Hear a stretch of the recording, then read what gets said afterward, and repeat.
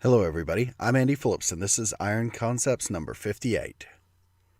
So, I haven't figured out exactly the best method, or at least a good rock-solid method, for approaching the design of large pieces when those large pieces are assembled.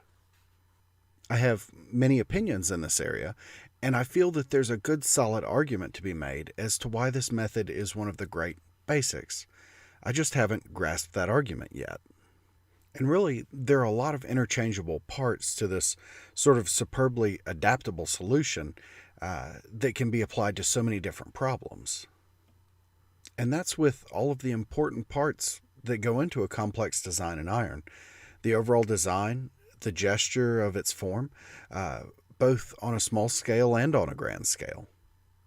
Then there are the focal points of your form and the textures of the individual elements themselves. You've got a lot to think about. And even after you follow all that through, really, you have all the problems that come from taking a lot of small elements and joining them all together to make one bigger thing. It's a lot to put into one bucket. But that's something I just want to kind of keep in the back of my mind, because what I really want to look at today are the joints that are formed when you start putting all of those elements together. Because practically speaking, in our trade, if you're going to make anything of much scale and you don't want to work with huge pieces of iron, then you're going to have to make a lot of smaller pieces and put them together. And all those pieces, they don't just magically snap together, they have to be joined somehow.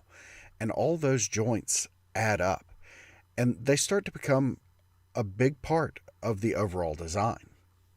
But here's one of the great superpowers of our trade that's sort of fueled by iron. If you really think about it, no matter how small your forge is, no matter how small that your operation is, if you can make something about the size of an S-hook, you can take pieces that you forged, say bars or scrolls or even rings that are the same size as that S-hook, and if you have the ability to cold rivet things together, then you really can build some pretty massive work. And you're only limited by your imagination and your engineering skill to keep it from sort of collapsing in on itself. But the engineering is one thing. I don't really want to focus on that today, not so much as to how strong you can make those joints, rather what to do with them all. You see, it's often the case in many different materials, not just ours, that the first instinct of the craftsman when he has to put two pieces of metal together, when he has to join two pieces of material together, is to hide that seam and hide the joint. And of course, we all want to build, especially from the beginning, we all want to build huge, seamless works of art that show the power and capability that we have in our craft. It seems such a natural first decision to make. We want to weld the joint and then grind it flush, or forge weld it and then file away the evidence of that forge weld, or even fit a blind rivet so tight that once you paint over it, it just disappears. But then when you step back and look at it, really, who are you fooling? And more importantly, what do you actually gain by going to these extents? In our trade, it's superbly important now, actually, I think more than ever, to be honest to the material itself and honest to the process. And this takes practice. There is beauty in telling the truth about the way that a piece came together. You should be celebrating the places where you forged elements and had to join them together, not hiding it. But to do that, this means that your rivets need to be bold. And your forged welds, well, they can show. And following this same argument, even your MIG welds can shine. And that's a subject I think I should maybe just touch on for today, because we could probably stick on that for a while.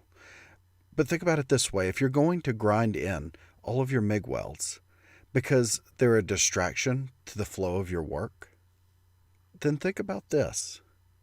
Maybe your design needs to change to be more in tune with your process, rather than hiding your process to hold up your design.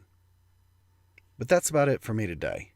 Thank you for watching. I hope you enjoyed the drawing.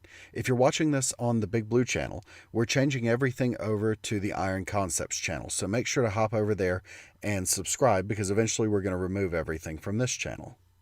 There is, of course, a link in the description below.